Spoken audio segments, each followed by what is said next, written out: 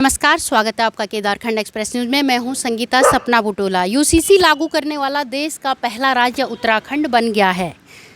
Uniform civil code, इसी विषय पर चर्चा करने के लिए हमारे साथ यहां पर मौजूद हैं पूर्व गढ़वाल कमिश्नर IAS सुरेंद्र सिंह पांगती जी। सर, आम लोगों को नहीं पता है कि ये यूसीसी है क्या, लेकिन फिर भी इसको लागू कर दिया गया है। आपकी इस पर क्या राय है? कोड शब्द इसमें है। कोड का मतलब नियम, जो कि व्यवहार में जो हम करते हैं, जैसे खेल के नियम होते हैं, उसको कोड कहा जाता है। और इसमें है सिविल कोड। सिविल कोड में इसका तात्पर्य यह कि दो किस्म के कानून होते हैं, एक क्रिमिनल लॉ और दूसरा सिविल लॉ। तो सिविल लॉ, इसका जो बृहद इसका मीनिंग अगर आप देखें तो ये हुआ कि जो क्रिमिनल लॉ नहीं है तो वो सब का सब सिविल लॉ हो गया। लेकिन व्यवहार में यह है कि ये बहुत पहले से, कांग्रेस के ज़माने से, आज़ादी के बाद ही ये चालू हुआ था।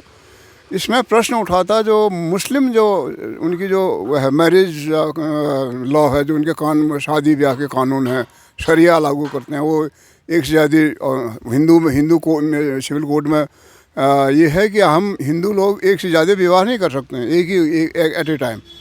वो एक से ज़्यादा करने की उनको इजाज़त है। मुत्ता मैरिज भी होता है उनका, अस्थाई मैरिज भी होता है। ये वो सब चाहते हैं कि हमारे लिए लागू हो।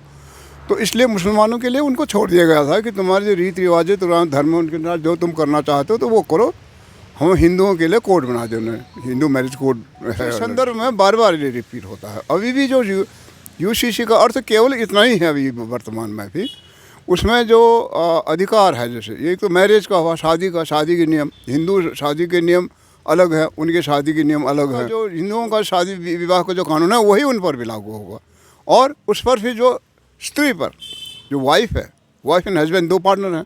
हिंदू सिविल कोड में है कि वाइफ को भी हस्बैंड को भी बराबर का अधिकार मिलेगा। यहाँ की भाई और बहन का दोनों का अधिकार बराबर मिलेगा। उनके यहाँ ऐसा नहीं है, उनके यहाँ अलग है, जो औरतों को हिस्सा अधिकार बहुत कम दिया जाता है। तो ये अब ये करने की, क्योंकि इसमें वैसे तो एक प्रकार से जो यूसीसी जिसमें लगा रहे हैं लोग, तो न्याय संगत है। मानव समाज एक ही प्रकार का है। यूसीसी के क्या फ़ायदे और क्या नुकसान हो सकते हैं? इसमें सबसे ज़्यादा फ़ायदा होगा महिलाओं को। जैसे बहन है, बहन को भी अधिकार मिलेगा। आखिर एक माता पिता से भाई पैदा हुआ, बहन नहीं पैदा, लेकिन बहन को हम वो अधिकार नहीं देते हैं। अब यहाँ जो मायके में है उससे तो अधिकार नहीं मिलता, जब अपने ससुराल चली जाती है वहाँ भी उसको अधिकार नहीं मिलता है।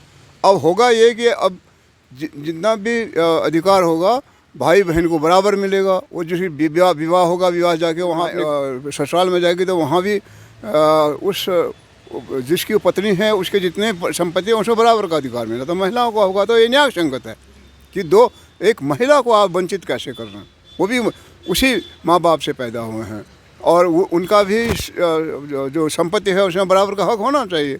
ये तो न्याय संगत है जो हिंदू धर्म में है। यूसीसी की आड़ में बीजेपी हिंदू वोटरों का ध्रुवीकरण कर रही है। हाँ, ये बिल्कुल अब यही है, क्योंकि वर्तमान सत्ता पक्ष को ये मालूम है भारतवर्ष में 80% से ज़्यादा हिंदू हैं, और उनको अपीस करने के लिए, उनको खुश करने के लिए वो कह रहे हैं कि देखो हम तुमको तुम्हारे हक में कर रहे हैं, और मुसलमान जो हैं कि जो शायद हमारे साथ ना आए, उनके हक में हम नहीं कर रहे हैं और तुमको बराबरी में ला रहे हैं। लेकिन इसमें हिंदुओं को डायरेक्ट फ़ायदा कुछ नहीं है, और मुसलमानों को तो कितना भी पनिश करो, क्या किसी हिंदू को कुछ मिलने वाला है उसको?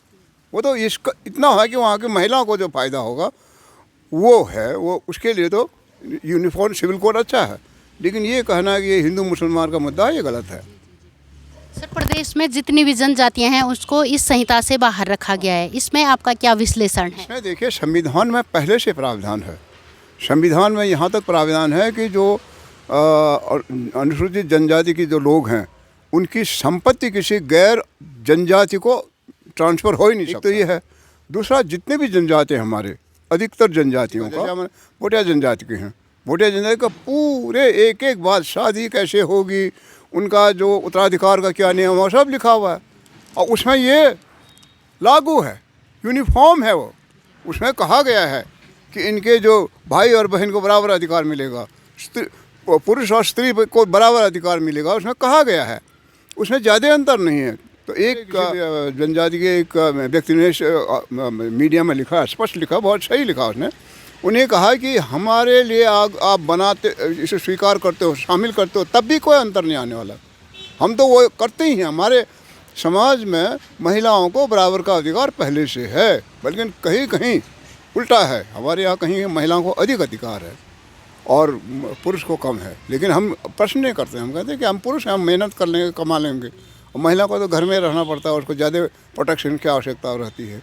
तो ये है, तो इसमें उन्होंने अलग कर दिया, तो इसलिए कर दिया कि अगर वो शामिल करते, जनजाति को भी शामिल करते, तो जनजाति से संबंधित संविधान में जितने भी उपबंध हैं, जितने भी उसमें प्रोविज़न हैं, उसमें जितने भी आर्टिकल्स हैं, वो भी सब उसे अमेंडमेंट करना पड़ता है उसका।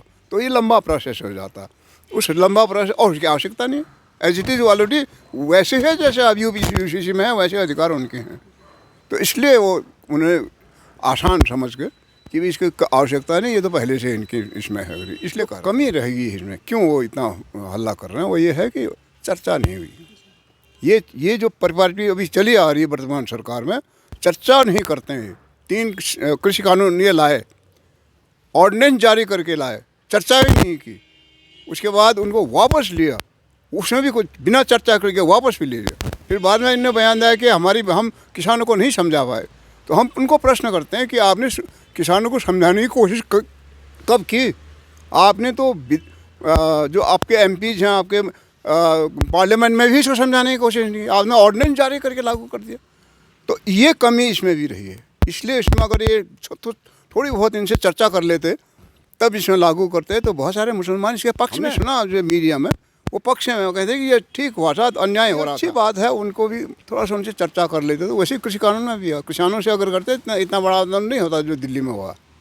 तो ये जो परिपाटी है वर्तमान सरकार की, वो ये समझते हैं कि वह हमने एक बार घोषणा कर दी तो चर्चा होगी, ये जो गलत है।